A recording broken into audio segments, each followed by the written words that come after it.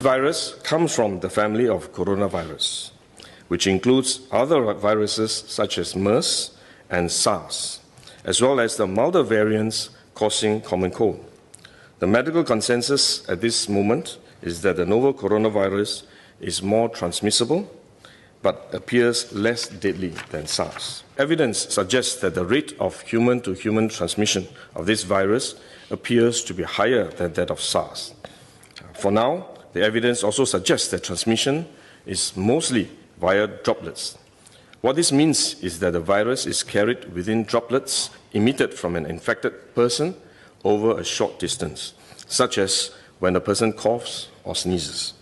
If these droplets come into contact with the eyes, nose, or mouth of an individual, directly or indirectly through hands that have come into contact with these droplets, the individual may become infected. To clarify, there is no evidence currently to suggest that the virus is airborne. There are other viruses, such as the chickenpox, which can easily be transported via air currents and do not require droplets to contact the eyes or nose. The novel coronavirus is not in this category of viruses. The novel coronavirus could also transmit through surface contact. Let me explain. When a person sneezes or coughs, the droplets fall onto the surfaces of tables and chairs, and the virus may remain alive for up to a few days. When someone else touches the surfaces of these tables and chairs, the virus can be transferred to his hands, and if he then rubs his eyes or nose without washing his hands, he may become infected. So we should wash our hands.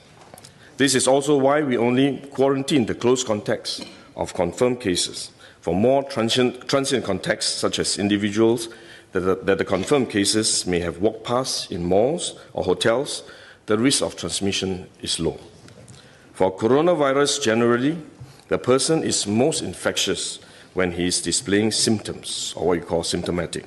And this is likely to be the case for the novel coronavirus as well. There is evidence of limited spread from a person without symptoms during the incubation period.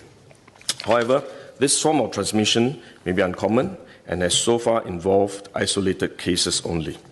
At this point, the evidence still points towards higher transmissibility when the person is displaying symptoms.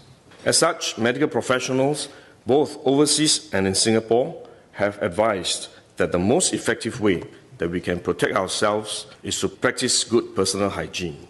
We should regularly wash our hands with soap and water and avoid touching our face with our hands.